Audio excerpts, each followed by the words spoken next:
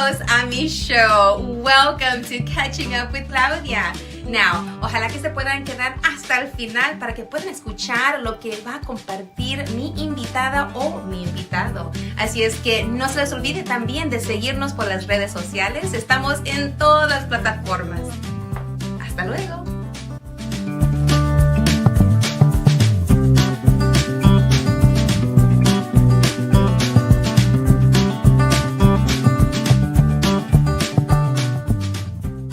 All right. ¿Cómo están todos? Soy la super comadre Claudia de radiocristalusa.com. ¿Cómo están todos? Welcome. How are you doing? Welcome to episode number 326. Oh my God, I can't believe I've been talking this much. And this is season 10. So that means that this is year 10 of me doing this. And number 326, the 326th episode. I can't even believe it. So many numbers. But anyways, welcome. I'm super excited to have you join either through YouTube or through our Facebook pages or where else are we on? Instagram, LinkedIn, Twitter.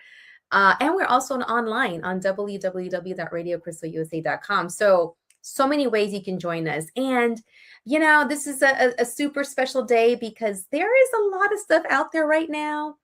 You know, on TV, I think there's something called the State of the Union, which I think I've been skipping for a while because I know what the state is already. I see it and I'm living it. But there's going to be some 2 or 3 hour long union address by the person that's occupying the White House. There were many people going online saying, is there anything else to watch? And I'm like, hey, you can join us today, right now, from 7 to 8. Well, actually, we're starting off early. Because there's so many people that were like, can we watch something else? I'm like, yes, come watch us. Come join La Super Comadre Claudia show because we have an artist, a mental health representative, as well as someone that is running for office. And that's a little bit more interesting. And you know what? After this, if the union is still going on, you can go watch paint dry. You can go outside and watch the grass grow. You can go and wait for your teenagers to come and finally clean their room. I mean, there's so many things you can do. You can watch your food, you know, take it out of the freezer, your chicken, and watch it thaw out. I mean, there's so many things you could do, right? But anywho, welcome. Welcome to the recording of La Super Comadre Claudia show, the podcast, as well as the live stream. All right, so what have I been up to? Oh my God, so much. But before I get to what's been going on with La Super Comadre, I want to give a proper thank you to my Super Comadre Liliana. If you could just say hello from back there, just saludos de La Super Comadre Liliana, because she is always making sure that things are connected and running. So, unas palabritas de La Super Comadre. Ay, comadre, pues aquí estoy atrás de los micrófonos, atrás de todo, tras las balinas. I'm right here, backstage, trying to make everything run smoothly for you. Thank you so much because of you made this possible. You put this together so that we can connect with the community and build community and share stories and resources. So thank you so much for providing this and for creating this. Thank you for being here. Thank you for your 10th year. I know. I can't believe it. I can't believe we're 10 years old. Let's keep growing. And let's keep growing. All right. So guess what, comadre? Guess what? We're partnering with Univision. Oh, see, what? Are you serious? Aha, that's a surprise for later. I love that. So stay tuned because I tell you, this woman is a connector. She's a doer. She's like, what else? And so, hey, we got a surprise and I can't wait because I'm going to be hearing it too for the first time. And I'm super excited to learn about this surprise. So stay tuned because we have a lot of things that we want to share. But first, before we get going, I just want to officially invite folks that maybe haven't connected with me before. And maybe this is their first time, and I will say welcome. Maybe we don't see things the same way. Maybe we don't vote the same way. And that's okay because, just come and join and be part of this community. You might take something away, something new. You might see a different point of view. So welcome. And those of you that are here and been here before, welcome back.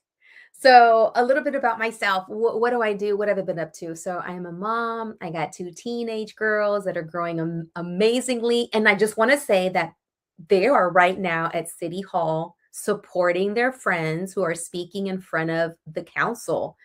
And they're speaking up against the un-American and unconstitutional tactics, um, or approach that ICE is taking. So I am like super proud. And I also want to say that these two little Latinitas have been protesting since about 2016, and they've been, they're like pros. They've been out there. They've seen myself and their dad stand up, march, go and speak, go and protest, go and vote. And so they know what that's about. And to see them over at City Hall today supporting friends that are speaking out against the tactics, and the unconstitutional approach to what ICE is doing to our comunidad, and it's just so heartbreaking. And for them to go and do that, I'm awesome. Another thing that my two girls and their friends did, they got together to coordinate a protest against ICE, but they were going to walk out of school, but the principal caught wind of it, and you got to do what you got to do, and that's fine. But it didn't stop the kids. They still got together and decided to do it on their day off, on President's Day. And I'm thinking, what better day than President's Day to go and exercise their right to protest these horrible tactics that are being used by ICE. And it's so exciting too, because it's teens looking up from their phones, like looking up from the screens. Well, maybe they saw on the screens what's going on, and great, and they use their phones to organize. But to see them looking up and becoming aware and seeing how this is affecting their communities, their friends, the people that make up the economy of our state and of our nation, like how our comunidad is being affected. It just really, I was in tears and I was moved, because my girls took part of that. It took part of that, protest on President's Day. They used their day off as a day of action. So I'm excited about that. I'm excited to see that. I have hope. For the future, for the kids, and that we'll be passing on the torch so that we can rest at some point. But we got to do what you got to do, and as long as we're raising them up right, in a way that they are thinking about others and thinking about, what can happen or what is happening, and how that not only affects them, but affects the community at large. I think that's a win, when they see that they are part of something bigger than themselves. So let's, as parents, as madrinas, as godparents, as aunts, as uncles, as there are children and teenagers looking up to us. What we do and say is what they will do and say. So let's make sure that we are looking and doing according to what is needed. And if someone is hurting, and if someone is being affected in a negative way, that we find a way to make sure that that's not happening, that's being mitigated, taken care of, and that's not happening again. So that's what La Super Comadre has been up to, is supporting her comadritas, her super comadrita daughters, doing the work of being out there and speaking up on others that may not have the ability to speak up because of fear. So that is a little bit about my family, about my girls and what they're up to. And thank you so much for watching. And I'm happy to have you here. One thing I am really big about is community and community building. And this show is all about uplifting and connecting. And if it wasn't for our sponsors, I want to say thank you to our sponsors who make this happen. Everyone from Chris Pignon, who is he does amazing media and photography, to Cookie Face Cosmetics. She makes sure that I get dolled up with my eyelashes and my face, makeup and what have you. There he is, Chris Pignon. And then I also have Ilsa Garcia with Ilsa's Glam Boutique. She was always making sure that I have, jewelry to wear. And then I have Menawake, who is another one of my sponsors, who is this amazing woman who put together a line of products for women going through menopause. And that's me. And y'all have seen it and y'all have heard it, and it's hard. And, and I'm thinking, how how am I supposed to go through menopause during this election and then raising 2 teen girls? I don't know, but thankfully MetaWake is there, and I use some of those products, and yeah. So thank you to my sponsors. Thank you for being there for us, so that we can be there for others in community. All right, so I don't want to spend so much more time on myself, so I'm going to take it over to my first guest, who is also one of my sponsors. And my first guest, it's the art part of today. And I want to bring on Chris Pignon. Where is he? There he is. Woo! Welcome back to my super comadre, Chris Pignon. Well, thank you. Thank you for having me.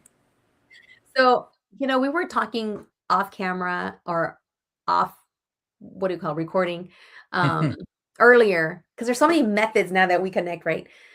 We were talking about like how long I've been doing this. And then I started thinking about the time that you came in person. Ooh, what year was that? That had to have been 2019, if I'm not mistaken. 2009. And we were up there at Pasadena Town Square. Pasadena Town Square. We were in a big studio. And I remember I brought you on because I was like really into your photography. At that time you were doing. Yeah, I was doing a lot of black and white back then. And I used a hashtag called Nor Picture of the Day. Yes. To kind of take on, weather picture of the day, NASA picture of the day. So it was like a black and white picture of the day that I started doing a few years ago. And it's metamorphosized into something completely different now. Yeah. Yeah. You went from Nor Picture of the Day to something that you're going to share. But before we get from that to here to what's on your shirt and what you're about to announce, talk about like, you were listening off camera, off recording. You were saying something about the universe. What has the universe been telling you since 2019, since when we last recorded up until now? What are some of those whispers? Just keep doing what you're doing, essentially. A couple of things occurred this late last year. One of them was what I'm about to share with the film festival. I first attended the Houston Latino Film Festival in, I believe, 2019. And ever since then, I've always told myself there's something I want to submit, but I just never got around to it. And then in August, a chance meeting with somebody who talked me into it. I said, what's holding me back? Ooh. And so I said, I'm going to do it. And my goal was to meet the deadline, which is November 30th. And to have a finished product, to have a finished project. And that was my goal all along, just to submit, and expect the letter. I'm sorry, your project was not accepted. But quite the contrary, I remember getting the email that I read 20 times. And it said, your film has been accepted. And I even did this. I said, there has to be not accepted in there. And I even sent it to a relative. I said, can you read this for me? And in the vast scheme of things, it may not seem that big of a deal to people, but if you're a filmmaker, and it is a big deal. And this festival is becoming more and more well respected around the country and within the film festival community. This is their 10th festival. So wow, that was one of the things. And then even within the project itself, there were just a series of coincidences that occurred. This is the trailer right here for. And if you are not aware with the purpose of the love locks, yeah, let's go ahead and listen to the trailer. Couples real quick come up to this particular bridge. They write their names, a little love message, and the date. They place the lock on the bridge and then toss the key. Are y'all ready to smile? Yes, my goal is to find the people that placed these locks on the bridge. Wow. And okay, tell me the title. And so this is a piece of what you submitted. So what is the title? Why, how did you come up with this project and that turned into this film? Well, part of, one of the coincidences that happened a few years back in 2023, I was in the process of breaking up with somebody, and we decided to put a commemorative lock on the bridge because the relationship had ended on good terms. So we said, well, let's go put a lock on the bridge, a bridge where people are probably starting their relationships. They're putting a lock, writing a message and the date, and locking their love in and tossing the key or doing something with the key. And so when we were up there, they happened to be, as that shot you saw, removing the locks. There was a work crew removing the locks.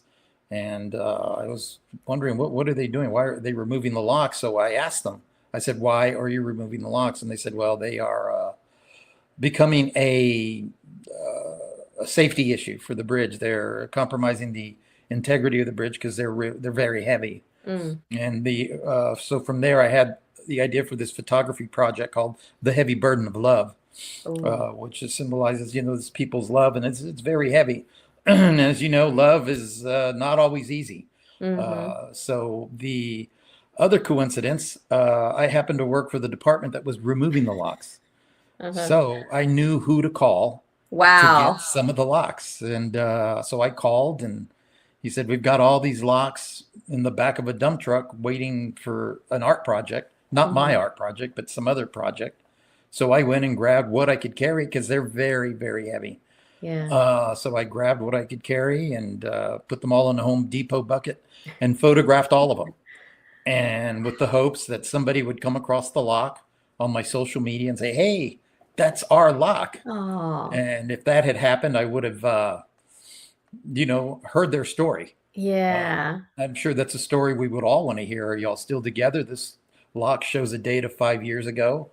And that's so in early last year, I did an exhibit at Sabine Street Studios. I had a chance to come out. Yes. Yeah. And I, with the assistance of a friend, Rudy, he helped me build a replica of the fence. And I had that exhibit. And then in November of this year, or late August, I was able to rebuild. There's the truck with all the locks.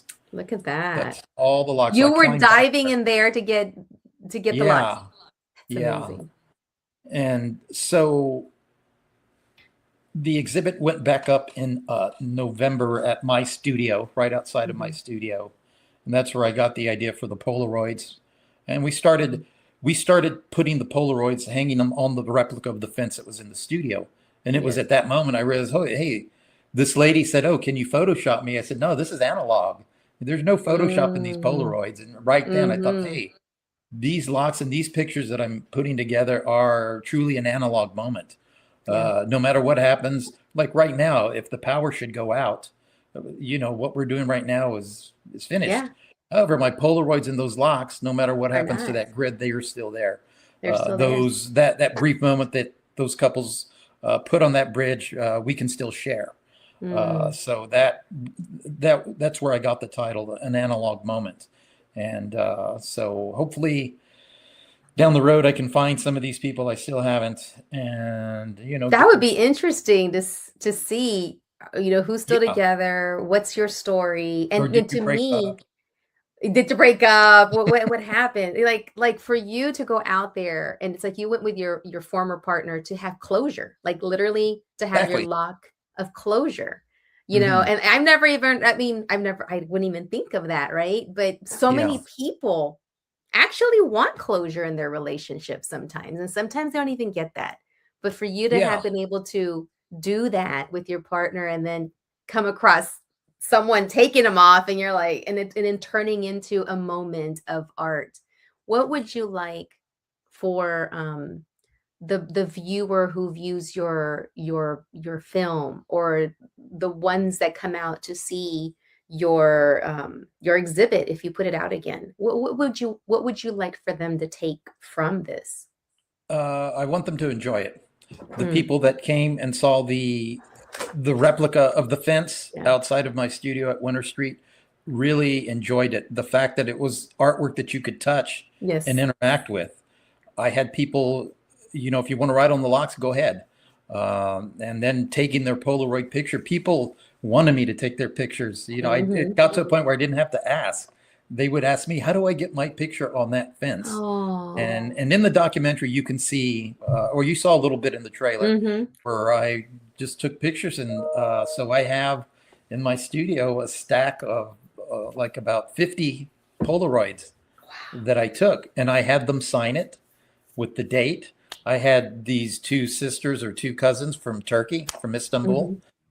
They were visiting a relative here. I had people from San Antonio stopping by to view the art at Sawyer Yards, and they came across the fence and really liked it. And so I want people to get that when they see an art, a piece of art. I'm not sure what they think of, but when they see that Lovelock fence, I know what they're thinking. They're thinking, where are these people? Look at this date. Look at these names. And so it leaves them with something to think about. Maybe they've put a lock on that bridge or a bridge all over the world, because they're all over the world. Yeah. So hopefully they leave with that. Yeah. And then when they see the short film, it's something that I did completely by myself. Originally, I had actors that were going to do a dramatization of me finding a couple that put a lock on the bridge, but it just didn't work out. And in a way, I'm glad it didn't, because I like the product that I delivered. So I was very happy with it. And I believe you've seen it, and I've shared it with a few people, and I think I got the message across, and they really, really enjoyed it. And I enjoyed making it. It was a lot of work. Me, my takeaway was, would I ever put a lock on something? I'm afraid. Well, see, you came away with something. Yeah. Like I would love to, and I'm like, I don't know. Yeah, like this couple right here. I just happened to be up there one day, and they were engaged, and they were putting their lock up there.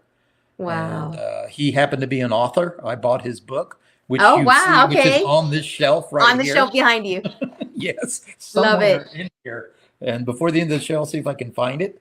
And these young ladies that you see here, I think they were exchange students. Okay. So I took their picture, and as you can see behind me there, the fence with the locks. There it is. And so that fence is what you you recreated that moment.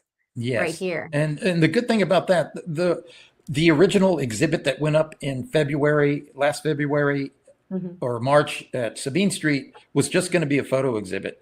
But the marketing person, or the person in charge of exhibits at Sabine Street, Justin Grant, I have to give him credit. He said, "Why don't you build a fence?" And I said, "That's crazy."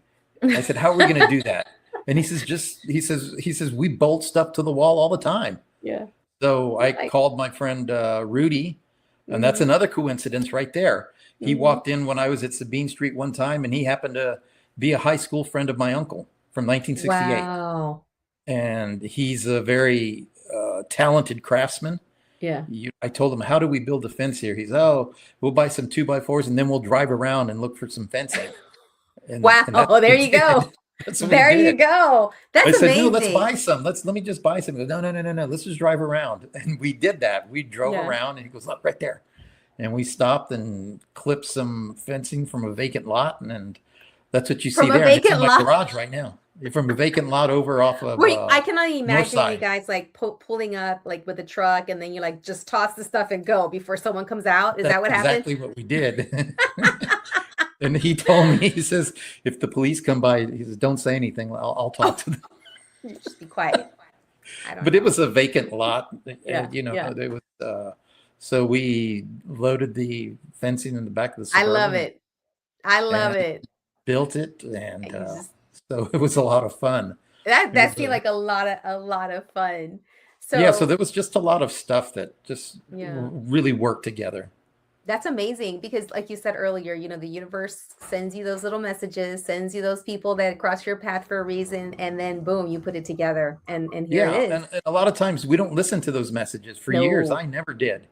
And then when I met that Maria at the Houston Media Conference, for years people have told me, "You need to make a short film." And yeah. But for some reason, the way she said it, I said, you know what? Yeah, I'm going to, or at least I'm going to hit that deadline. Yes. And so had I not gone to that conference, we probably wouldn't be talking today, or we'd be talking about something else. That's amazing. It's amazing how the community, how the universe, you get these connections and you move forward. I mean, I'm still remembering from the time you sat on the couch and you had this idea of having your own studio, your own business, and then from there to here, like you have your own studio now.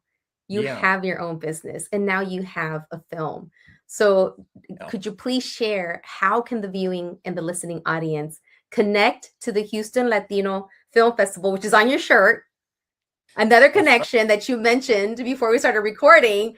I thought this was a shirt given to you, or that you were already promoting. No, I got this a number of years ago. This wasn't the one I got in 2019. That I got this at a different date, and or I may have purchased it at the Houston Media Conference.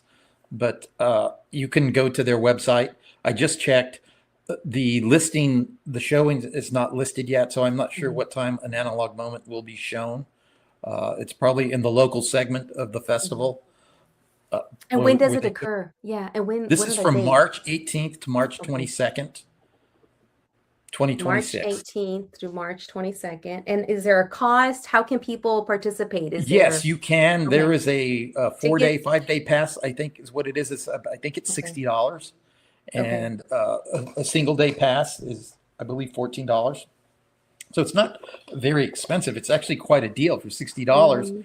For 4 days. You get to see all these films in a nice location. Yeah. Where is it now? It's at Match. At Match. Okay. I remember going to one years ago, and we were watching it from the back of a Tahoe at a Brown and Root. I think they had shut down, and they had converted their parking lot into a movie scene, kind of a cinema with Connex boxes and a big, I don't know, I guess some kind of screen that they hooked up there. But it's evolved so much and it's grown. So I am super excited. So I'm very excited and very honored. Yes, to have been accepted. So anybody that has an idea that they want to work on, you just need to do it. Yeah, just do it. Like you said, just do it. I have a friend in California. He used to work at this marketing firm that bought films from to export to foreign markets. And he told me something that he told me that always stuck with me. He says everybody out here in Los Angeles has a preview reel. He says, those are a dime a dozen.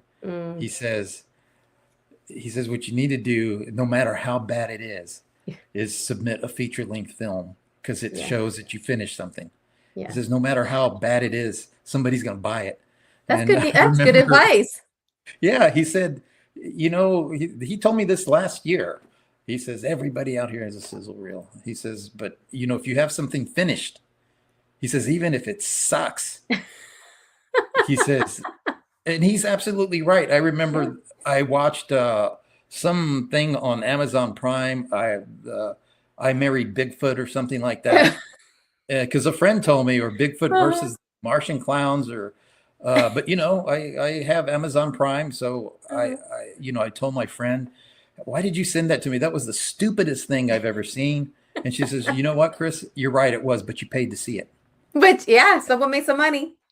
She says, you sat through it, you paid to see it. So she says that separates that filmmaker from most people. Got it done, you just got it produced, got to submit it, and someone purchased and watched it. Yeah, I was watching that. I said, that's crazy. Really marry Bigfoot? Tell me later about the Bigfoot and the clowns. But before we get to the Bigfoot and the something clowns, like that, I remember. I want to take a little pause because I want to bring you back, because I want to bring on a guest who you were connected with through me and an organization that we were a part of years ago. And you're going to get a chance. We're going to bring everybody back towards the end, but I want to move on to introduce this next person. I want to say, for those of you that are just tuning in, we just had a quick interview with Chris Pignon. He had a feature that is now going to be part of the Latino Film Festival, which is coming up March the 18th to the 22nd. And he'll come back on to do final thoughts and final words. But I want to bring on my next guest because those two are connected, because I met them. And like Chris says, you never know who you're going to meet, why you're going to meet them, and how they're going to support you, your work, your thoughts, your dreams. So I want to bring on my next guest, who is a new Super Comadre, because Super Compadre Chris has been on before. But now I'm bringing on a new Comadre. She is Super Comadre Edna Mojica. Come on. So there she is. Hi, Macias, ¿cómo estás? Muy bien. ¿Cómo está usted, Edna? I'm good. I'm so happy to see you on this platform, even through here. I'm so happy. I know. I know. Did you recall the photographer? Absolutely. Who could forget Chris? We took amazing pictures. He took amazing pictures of us. It was very exciting. So it's good to see Chris on this platform as well. And all the growth, all of your growth, his growth, like season 10 of this show. I mean, I had just started doing it when I met you.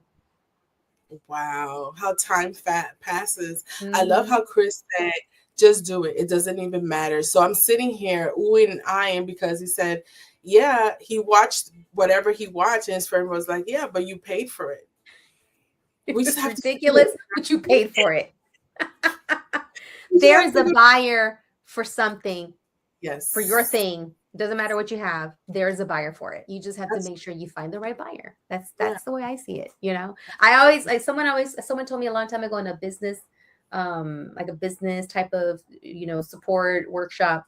It was, don't change your price of whatever you're selling, because it's just that you haven't found the right buyer, or the buyer hasn't found you, the person that needs that service or that book or that movie. It's out there. They're out there. So hold on to what you have and your price point and your value, because that audience is out there. Yes. Yeah. We have to believe in ourselves and bet on ourselves first, because if we do that for ourselves, that's what we're going to attract. So absolutely. So speaking of attract, and we attracted each other years ago when we first met, an organization that we started where Chris was our photographer. We had a chance to connect again over coffee. And this is when I'm like, you need to come on. You need to come on. We need to have, well, first it was like the coffee. We kept trying to do coffee day. We finally made it happen. We caught up as if we just stopped talking the day before. Absolutely.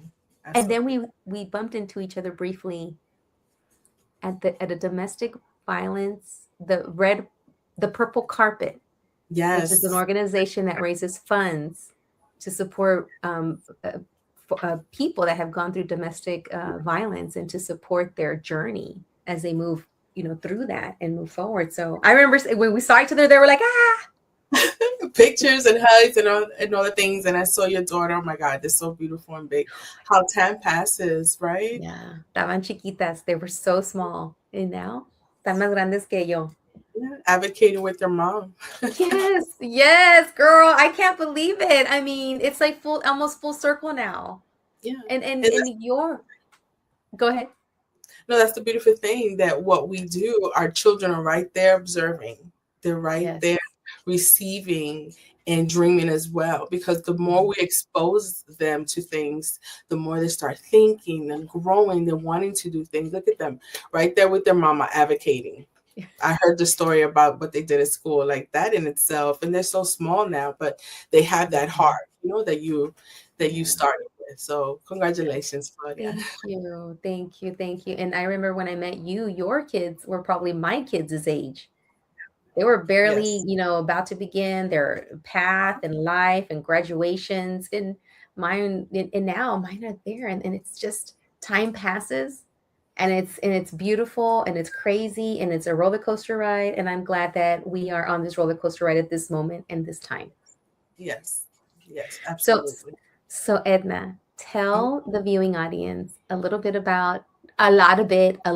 however much you want, about you, Edna, founder of MTC, the work in the mental health space. Just a little bio about you.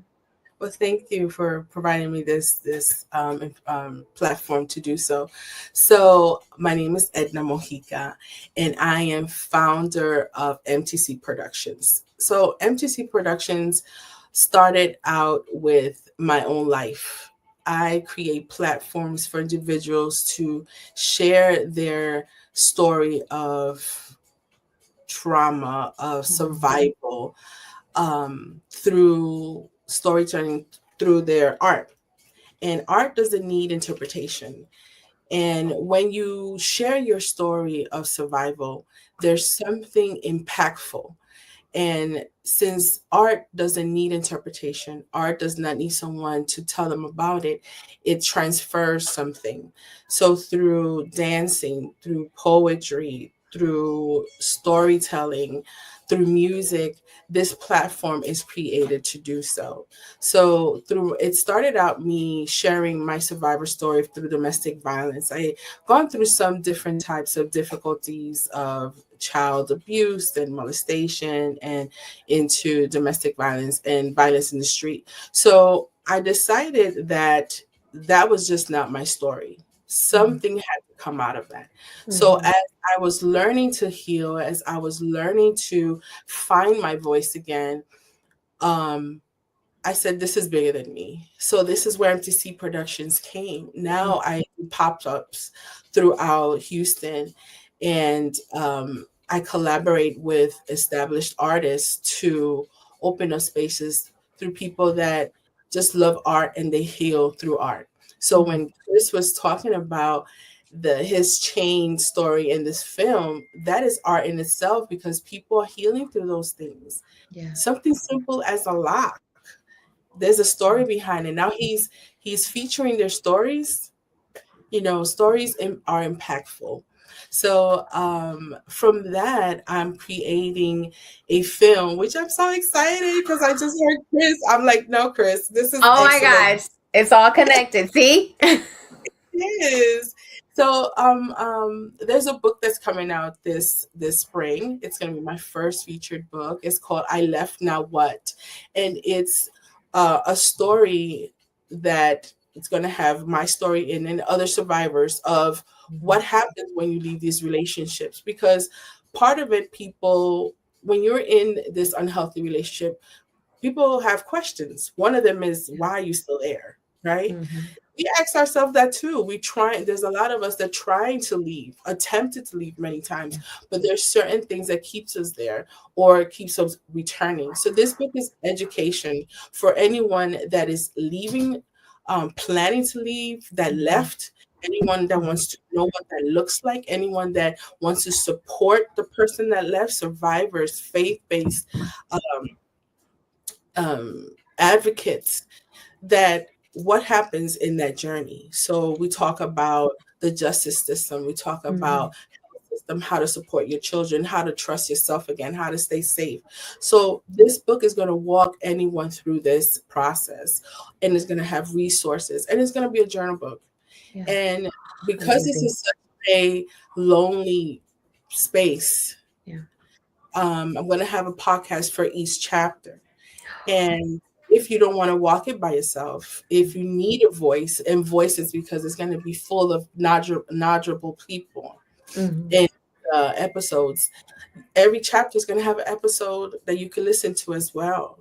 And with this podcast, I Left Now What, is going to trigger into the documentary that hopefully it would come out the end of the year. That is a documentary of survivor voices. And we're going to film people's voices. We're going to film their stories. So that in a nutshell is what I'm doing. Wow. So needed, especially because you're bilingual. También se necesita esta voz en la comunidad hispana, los que hablan en español, because especially now, there's so much fear of of asking for help, of going to appointments or therapy, of leaving their spaces because they don't want to get picked up by, I would just say ICE, And yeah, they're afraid. So thank you for continuously step into the arena with your story so that you can elevate and collect other stories so that someone that is going through it can connect, through your book, through your episode, through your podcast, and be able to connect in a way that they feel safe.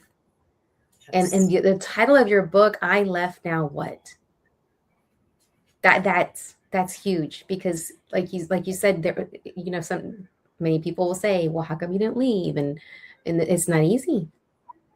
It's not easy. There's so many things. And now on top of what is happening, what's going on, and then add what's happening now in current times, there's another layer as to why many will probably not leave. And we got to make sure that they have some type of safe passage or connection, because they're really afraid to leave. Absolutely. That's why our mental health is so important, because if we don't, first of all, what is mental health? Mm-hmm. Mental health is a state of our emotional, our physical, and our cognitive well-being. It shapes how we think, it regulates our emotions. How do we handle stress? How do we make decisions? How we relate to others? So it's simply the absence of illness. Yeah. It is the presence of resilience. It's clarity, it's self-awareness. So having a strong mental health allows us to respond thoughtfully instead of reacting with our impulses, and maintaining our healthy relationship with people, functioning effectively at work and our community life. So if we are uncertain with this stressful season, which I think we all are, in some part, yes, mental stability protects our physical, it reduces our conflict way of reacting, it strengthens our judgment. So prioritizing our mental health is essential, because it directly influences every area of our lives. Okay. I'm going to hold right here with that about mental health and looking at our areas of our life, because there's a lot more I want you to share, but I want to bring on my next guest, because she's waiting in the wings, and we're all going to tie this together. We're going to come together like the Brady Bunch, the way the show starts. But before we talk about that arena, or that subject of taking care of ourselves, what are we doing? What is mental health? How are we? I want to bring on a guest who is actually out there, and we got to make sure she's taking care of herself, because she's out there seeking a position. So I want to bring on my next and final guest, Leticia Gutierrez, who is running for office. Where is she? I thought I saw her. There she is. Hello and welcome. Hola, buenas. ¿Cómo están todos? Thank you Hola, so much. buenas noches. ¿Cómo estás, first of all? Pues I'm okay right now. It's been early voting is in full swing. Mm-hmm. So it's been, difficult to just kind of balance and juggle. But you know how us Latinas do, we're really good at making sure that our families are taken care of, that our work schedule. And so now I'm having to weave in running for congressional office. But thank you for asking me. And I love this topic. So yeah, I mean, fire away. I'm ready for, I don't know if you want to ask questions, but I will say really quick that mental health is definitely at the top of my ticket. Thank you. And we're using this community right now, this connection, for you to share, who you are, what position you're running for, and what is on your ticket. One of it being mental health. Sorry, I got a cough. Se me fue la saliva. That's okay. So share a little bit about you, your background, why you're running. Yes, se me fue la voz. Oh my gosh. Oh, okay, mira, I'll take over. Let me get some water so you take over. Ándale. So my name is Leticia Gutierrez, and I am running for the newly redistricted Congressional District 9. It's the new district that was gerrymandered, to basically dilute our voices. I've been living in this district for over 45 years, and I've been working tirelessly for the last 15 years as it pertains to predominantly children's health, which bleeds into family. And, you know, a lot of the work that I do health wise. And so I was the first one in my family to graduate from college. I went to school for finance and economics, and then I had a couple of kiddos. My son started developing upper respiratory issues at a very young age, and his pediatrician pointed at my zip code as being one of the major culprits as to why he wasn't getting better. And then I started doing some more digging, and looked at some of the research that had been done, that children living 2 miles or less from the port were 50 times more likely to also develop certain type of leukemias. And so this was very concerning to me. And I'm sure as a mom, you know, my first instinct, anyone's instinct, was to move. However, I decided to stay because I have my parents, you know, all of my tias, mis tios, mis primos, we live within a very short range of each other. And, you know, all of us grew up near the port. And so it was just one of those things where the smells and the things were just a way of life, never really thinking that there was negative health outcomes. So I did a 180 on my career, and I delved into the environmental justice world. And I've been working for a nonprofit organization, Air Alliance Houston, that we're the 501c3, nothing to do with my campaign, of course. However, you know, I've devoted my life to not just, you know, as it pertains to environmental, but a lot of other quality of life issues that impact our children, you know, everything, you know, making sure that we have, you know, a good public school system. You know, I chose to stay here in my community and chose, you know, my children to also attend the same schools that I attended. And so, again, it's important to make sure that not only do we have, you know, access to clean water and clean air, you know, chemicals away from our foods, you know, quality schools, but also mental health. You know, that was something that I didn't learn until very recently, that, you know, having access to mental health resources is, you know, you don't have to have any serious issues, so to speak, for you to seek help. And that can be any sort of help, right? I feel that, you know, as Hispanos, not to paint us with a broad brush, but I feel that we're one of the last groups or demographics that are barely starting to get into the swing of, it's okay to want to seek out a therapist, or, you know, to find someone to kind of sort of talk through some of our issues and our problems. You know, we can't just, like this one comedian said, you know, sana colita, you know, our way through life thinking that things are going to get better if we don't have the resources and the mechanisms necessary to make us whole. So my daughter is actually a senior at U of H right now, and she's studying specifically clinical psychiatry and wanting to do social work predominantly around our Hispanic community, because again, we see a lot of those gaps in our community, and especially in our youth. You know, I can tell you, growing up as an immigrant, and, you know, not really knowing how to navigate a lot of the systems, but at the same time having to navigate my parents, you know, I hear there's another comedian, not that this is all about comedians, but there's this comedian, his name is Felipe Esparza. And he's like, you know, when I was in grade school, the teacher was like, what's 2 + 2? What's 5 + 5? Uh-huh. He was like, how do I file an extension? You know? Oh my gosh. Well, that was my life as well. Till this day, when I go visit my parents, is léeme esta carta, or léeme este mensaje. You know, there's all these phishing schemes, you know, trying to basically scam our elderly and scam those that don't speak English well.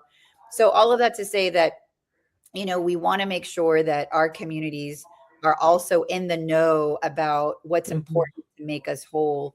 And I'm very proud of my daughter, you know, delving into this very important, you know, new chapter in her life. And so I just wish that, well, I'm hoping that the goal is for me to get into Congress. And that one of my missions is to bring more federal dollars into our community, to make sure that we do start with youth, that we do have mental health services in school, from grade school to middle to high. And so, yeah, I mean, that's important for us to be able to succeed. Absolutely. And I'm going to now bring on the rest of our first two guests, because now we're going to do a little connection, a una comunidad, una charla, networking. And so let's bring on Chris Vignon and Edna. So we're now doing the Brady Bunch here. I want you guys to also use this opportunity to network and connect with each other, because I see some stuff already happening. Leticia gets to office. Edna has some stuff already that's already laid out for in the mental health space. We got Chris Vignon, documentary. Edna, Chris Vignon's already in the Latino Film Festival. Leticia, you need some promotional photography. I mean, it's all here. And, but I wanted to take this time just to just be connected with each other and have comunidad here. And I'm going to start off with the question, Edna. What is it that you recommend as we are out here being moms, working, running for office, doing the documentary work, promoting ourselves and the work we do, and navigating voting and the political climate that we are in? What are some strategies or some tips or something that you can share with us and with the listening audience? So, no importa quién está en el gobierno, right? Nosotras como mujeres latinas, como una comunidad latina, seguimos siendo el corazón de nuestra familia en nuestras comunidades. Our responsibility is to protect our mental health, our physical and emotional health. And it doesn't change with election. It doesn't change with who's on there.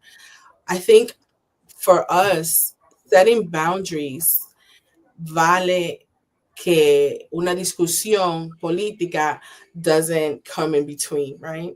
Sometimes political conversations is very stressful. When we see our things on the TV, sometimes it's stressful. Every time we're scrolling, something pops out. So I think our peace of mind is so important. Our emotional health is so important. So we have to watch the way we're feeling. What does that look like? When we're overthinking things, probably when our bodies are reacting to tension, when we're thinking of disaster happening in our world, which is normal, because if that's what's happening in the world, we can't ignore it. However, we need to stay grounded. We need to find whatever keeps us hopeful, whatever keeps us together, whatever keeps us peaceful. So we have to be intentional with those things. If it's art, if it's journaling, if it's walking, if it's taking breaths, whatever that is, we have to be intentional with it, because if we don't watch, we'll lose ourselves. We really will lose ourselves.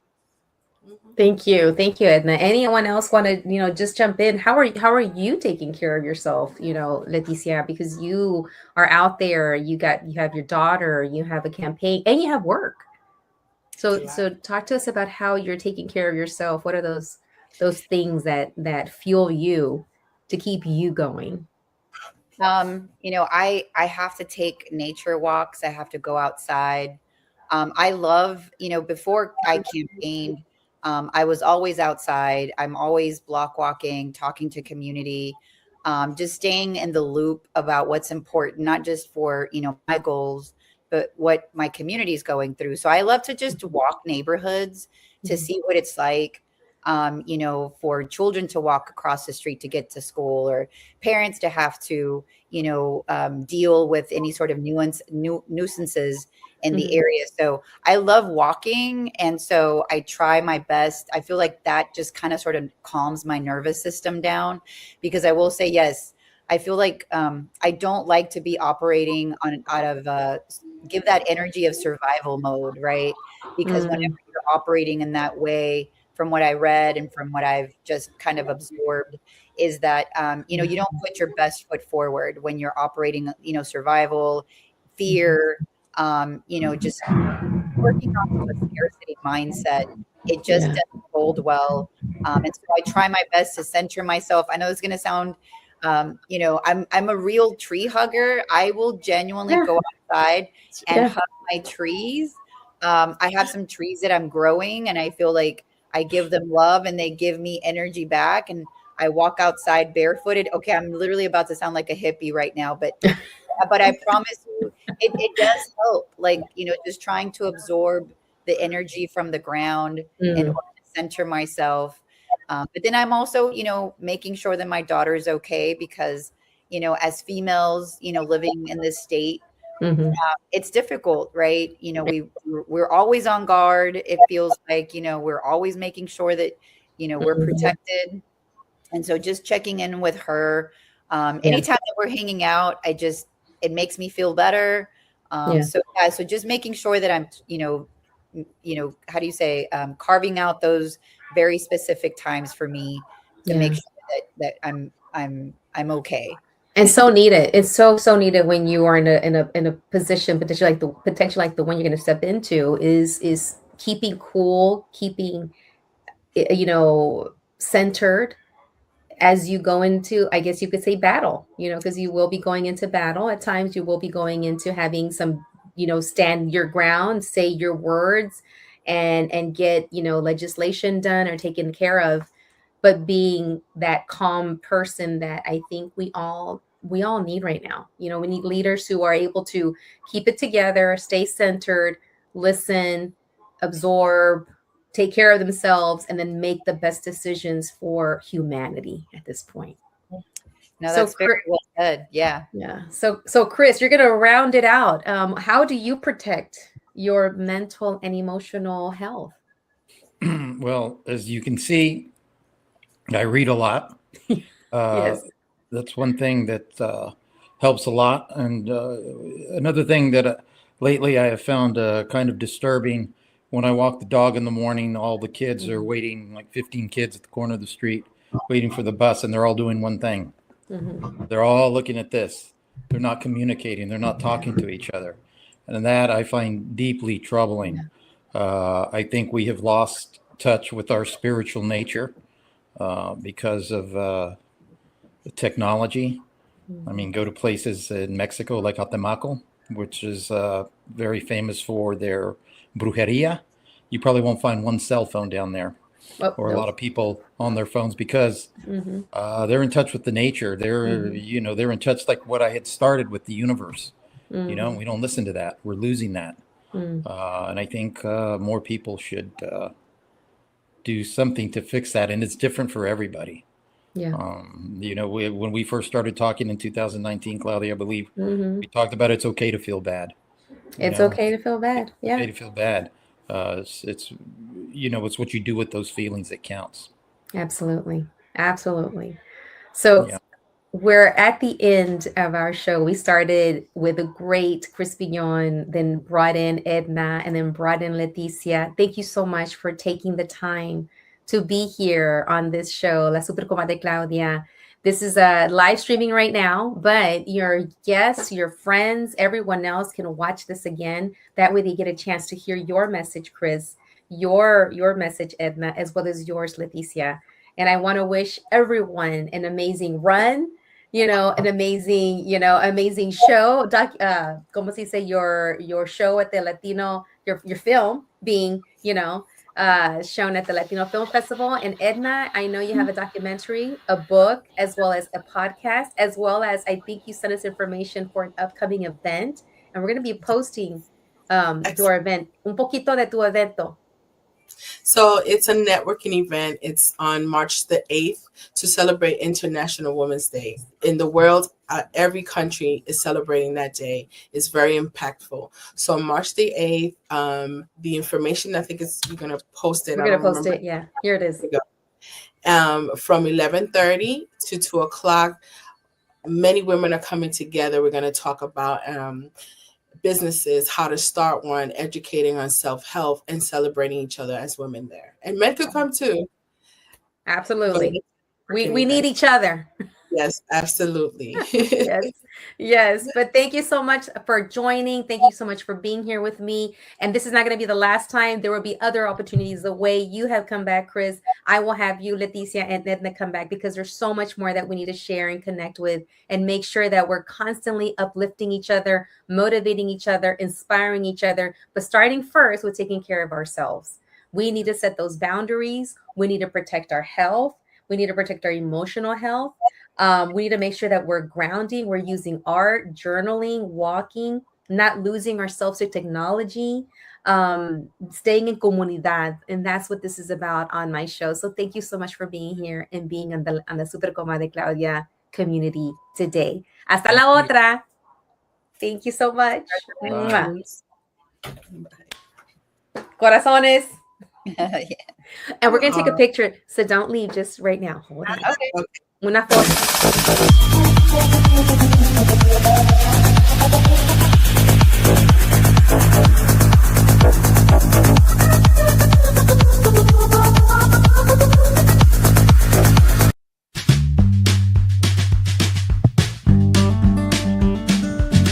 Gracias por haber estado aquí en el show Catching Up with Claudia.